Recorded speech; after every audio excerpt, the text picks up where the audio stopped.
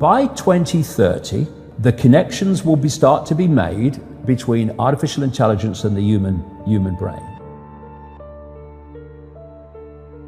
We've been through a process of preparation, of getting people, first of all, stage one, addicted to technology that they hold, holdables, smartphones, tablets.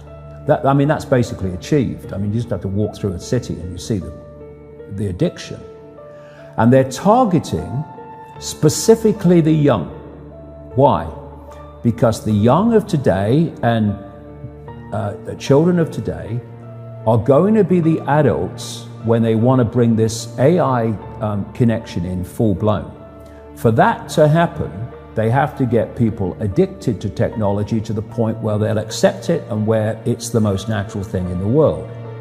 And it's happening in front of our eyes. The first stage is to get people addicted to technology to the point where, at the most extreme, they'll get up in the dead of night and they'll queue, stand in line outside an Apple store to get the first of the new technology. And what they want eventually, and not too distant into the future, is people basically lining up to be connected to AI. In the same way that people in Sweden now are having parties to celebrate someone being microchipped, right? All this connects. So the next stage, because the idea is to get in the body, the next stage is to get on the body.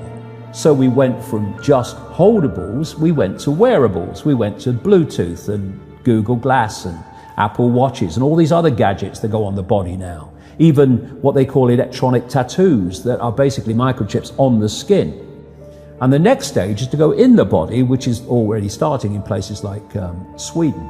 And people like Ray Kurzweil, who is a Google executive. Google and Facebook are really at the cutting edge of this stuff. People think it's a social media operation only or a search engine only. No.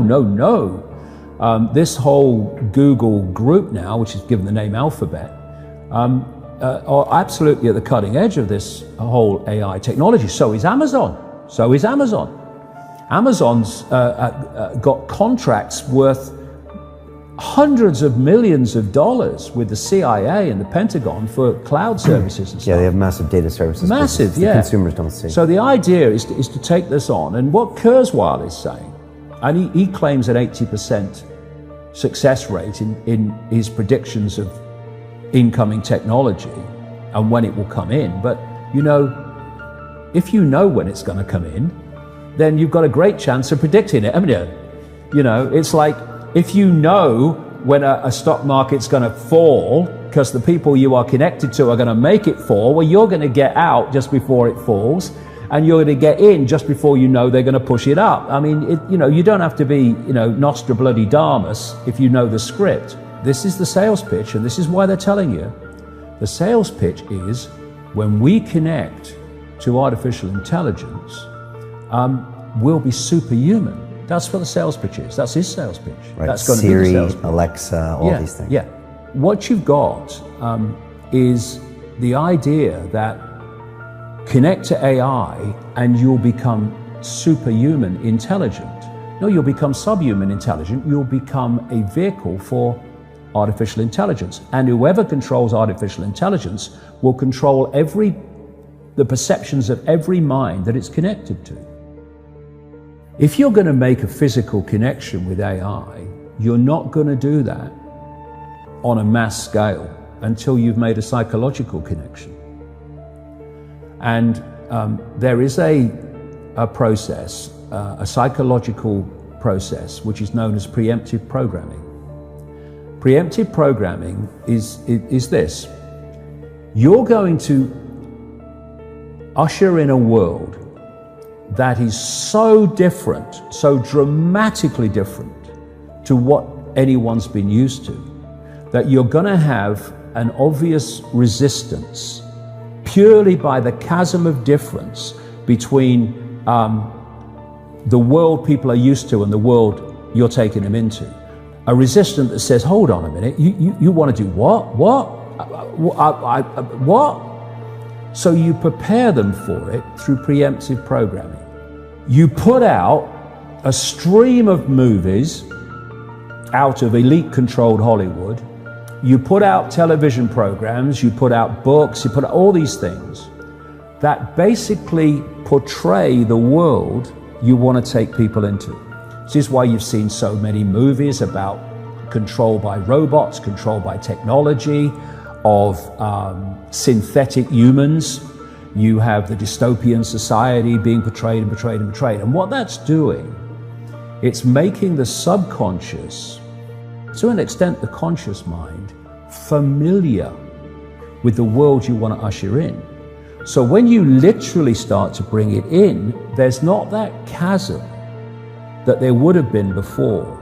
There is almost a familiarity with it because you prepared people by portraying it over and over again in movies. Another part of this psychological connection with artificial intelligence, so we'll accept the outcome that I've talked about, is these Alexas and these Echoes and these so-called office assistants or personal assistants. You start to interact with them as if they're human. And now they're bringing in internet-connected toys for kids, even little kids, and Barbie dolls that they can actually have conversations with artificial intelligence. They're now bringing in these robots that are, these synthetic robots that are looking more and more like humans, a lot of them coming in from the East.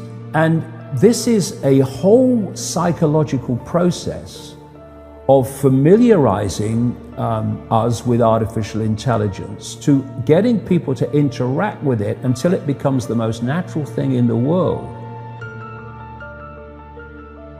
By 2030, the connections will start to be made between artificial intelligence and the human brain. And the human brain will be connected to what he calls the cloud. Another name for this is the smart grid, basically to artificial intelligence. As time passes, artificial intelligence will be more and more of human thinking and human perception until basically it's the totality of human thinking and human perception, at which point we won't be human anymore in terms of the consciousness processes we are using today. We will be artificial intelligence. And this is the assimilation I'm talking about. If you are connecting the human mind to a grid, a global technological grid, that grid can be centrally controlled.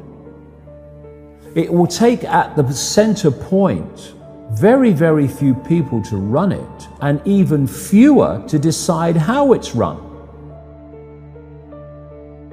I say this to kids and anybody else: how long could you live without your smartphone? What is an alcoholic? What, an alcoholic is someone addicted to alcohol? Yeah. Why is he addicted to alcohol? Because he can't stop drinking it. But you can't put your phone down. And if you do, within a few minutes you pick it up again because you're addicted to it. So are you controlling that bit of technology in your hand, or is that controlling you? That's controlling you. Do you want your life controlled by a bit of technology? Do you want the rest of your life controlled by it? Or are you now going to go, I'm putting this down? If technology is going to be the servant rather than the governor, it has to serve the interests of humanity, and humanity does not have to serve it. We're in a situation now where humanity is serving technology. And it will be serving AI. Increasingly, it is serving AI in its algorithmic expression.